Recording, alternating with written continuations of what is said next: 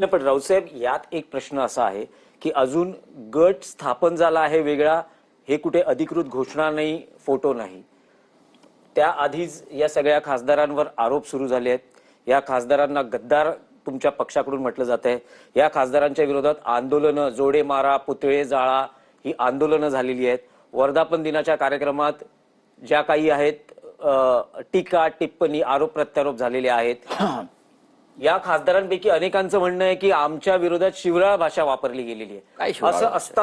असं असताना मग या खासदारांची आता मनधरणी का केली जाते की तुम्ही जाऊ नका, तुम्ही इथेच राहा वगैरे वगैरे, तुम्हाला मातोश्रीचे दरवाजे खुले आहेत, हे सगळं असं का केलं जातंय? समजा जर तुम्हाला या खासदारांची आता मनधरणी केली असं तुम्ही कसं काय म्हणू? आदित्य ठाकरेंनी म्हटलं, स्वतः वरुण सरदेसाई आणि कैलास पाटील हे काल पुण्यात ओमराजे निंबाळकरांना भेटले, सांत्वनाला गेले होते. सांत्वनाला गेले नाही, पण त्यांच्या प्रतिक्रियेतून असं कुठे सांत्वन दिसलं नाही. ते म्हणाले की आमचे प्रयत्न सुरू आहेत त्यांचं मन मिळवण्यासाठी. ते सांत्वनालाच गेले होते. आता आज सकाळी ईशान्य मुंबईच्या खासदारांची कन्या आली होती, ती नगरसेविका आहे. ती असं म्हणते, माझे वडील काय करतात मला माहित नाही, पण मी तर बाबा पक्षाबरोबर आहे. पण तिच्या वडिलांविरुद्ध जो रोष आहे घरातच आणि बाहेर, तर तो कसा काय शांत करणार? जसं आता हे जे तुम्ही म्हणताय ओम निंबाळकर, तर त्यांनी जे काय स्वतःच सांगितलं की मी माझा निकाल लागेपर्यंत मी थांबणार आहे. निकालासाठी जी काय त्यांनी म्हणजे प्रवेशासाठी जी काय अट टाकली होती की माझ्या बाजूने निकाल यावा, किंवा त्यांना सांगण्यात आलं तुमच्या बाजूने निकाल देऊ, तो काय त्यांच्या बाजूने निकाल आला नाही. जे काय कायद्याचा जो काय एक चौकट असते, पुरावे असतात, साक्षी पुरावे असतात, ते समोर ठेवून न्यायालयाने एक निर्णय दिलेला आहे. असं असताना सुद्धा तुम्हाला असं वाटतंय की मी माझ्या मतदारसंघातील लोकांशी चर्चा करीन, म्हणजे काय करणार? तुम्हाला तिथे सुद्धा अत्यंत विचारपूर्वक शिवसेनेचा मतदार म्हणून जो आहे, शिंदेच्या विरोधात, भाजपच्या विरोधात, त्याने तुम्हाला मतदान करून निवडून दिलेलं आहे. जेव्हा तुम्हाला माननीय उद्धव ठाकरेंनी प्रथम आमदार केलं तेव्हा ते तुम्ही कोणीच नव्हतात ना. आपण कोण होतात? आपण पवन राजे निंबाळकर यांची हत्या झाली होती, त्या दुर्दैवी व्यक्तीचे आपण एक पुत्र होता, ही तुमची ओळख होती. आणि तुम्हाला सगळ्यांनी वाऱ्यावर सोडलं होतं, कारण समोर प्रबळ सत्ताधारी होते. पद्मसिंग पाटलांसारखा नेता जो राज्याचा गृहमंत्री आहे, सरकार त्यांचं आहे, अशा वेळेला उद्धव ठाकरेंनी आपल्याला आपलं बोट पकडलं आणि राजकारणात का आणलं? की आमदार झाल्यामुळे तुम्हाला ताकद मिळेल, प्रतिष्ठा मिळेल, आणि तुम्ही तुमच्या वडिलांच्या हत्येसंदर्भात न्याय मिळण्यासाठी अधिक ताकदीनं तुम्ही विधिमंडळात आवाज उठवू शकाल, म्हणून तुम्हाला आमदार केलं. विसरलात?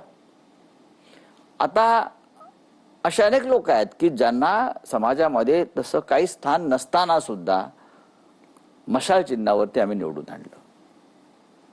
5 वर्षासाठी तुम्हाला निवडून दिलंय लोकांनी, 5 वर्षासाठी. अहो थांबा तरी 5 वर्ष. नाही, पण या सगळ्यांचं म्हणणं आहे की आम्ही कुठे पक्ष सोडलाय, अजून आम्ही काही पक्षविरोधी कारवाई केली नाही, तरीही आमच्यावर ही वेळ आलेली आहे की आम्हाला गद्दार म्हटलं जातंय. आपण जरी पत्रकार वगैरे असलात तरी मी सुद्धा संपादक आहे.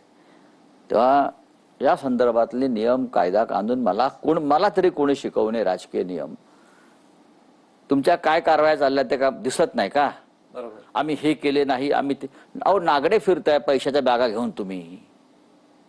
दिसतंय ना लोकांना, दिसतंय. तुम्ही राऊतसाहेब तरीही त्यांना मातोश्रीचे दरवाजे खुले कसे काय? तुम्ही एकाच विषयावरती ते पिन फिरवू नका. पिन फिरवण्याचं नाही, मला फक्त तुमच्याकडून हवं आहे की जे म्हटलं जातं, मी तुम्हाला सकाळी आज प्रश्न विचारला होता की काही लोकांनी पिक्चर मधला एक डायलॉग आहे की चुकीला माफी नाही. तर आता शिवसेना उद्धव बाळासाहेब ठाकरे पक्षात जे खासदार आणि त्यांच्या भोवतीचं जे वादाचा एकूण सगळा हा विषय आहे, या सगळ्या खासदारांना या खासदारांच्या चुकीला माफी आहे की या खासदारांच्या चुकीला माफी नाही? चुकीला माफी नाही. नंबर 1, ही चूकच नाहीये, गद्दारीला माफी नाही. मी याला ही काय सामान्य चूक आहे का? ही गद्दारी आहे. तरीही काही लोकांना पश्चाताप होतो, राजकारणामध्ये म्हणा किंवा समाजकारणामध्ये. आता गुन्हेगारी क्षेत्रामध्ये पुनर्वसन हा एक शब्द आहे. सुधार व पुनर्वसन. तुम्ही तुरुंगाच्या बाहेर तो बोर्ड असतो ना, त्या सुधार व पुनर्वसन, मी तुरुंगात गेलोय मला माहिती आहे. तर कोणाला सुधारायचं आहे, कोणाला पुनर्वसन करायचं आहे, तर त्यासाठी अनेक योजना आमच्याकडे आहेत. त्या योजनांमध्ये आम्ही अशा काही लोकांना समाविष्ट करून घेऊ शकू. पण मला असं वाटत नाही की ह्यांनी इतके पैसे घेतलेले आहेत. म्हणजे सुरुवातीला ॲडव्हान्सच 15-15 कोटी रुपये घेतलेत. आणि हे जेव्हा मी सांगतो खात्रीनं, पूर्वी तर घोषणा देशात प्रसिद्ध आहे ना, 50 खोके एकदम ओके, आम्ही दिली का? आम्ही नाही दिली ती घोषणा. तसं इथे सुद्धा 50 खोक्यांच्या वरच्या रकमा या लोकांनी स्वीकारलेल्या आहेत. ही लोकांशी गद्दारी आहे, पक्षाशी गद्दारी आहे. तरीही कोणाला वाटलं की तेच पैसे मी ठेवेन आणि पुढल्या निवडणुकीला वापरेन माझ्याच आणि परत स्वपक्षात जाईन, तर आमची सुद्धा काय म्हणतात ते स्ट्रॅटेजी आहे, समजा व्यूहरचना आहे समजा. नाही, पण राऊत साहेब कसं आहे की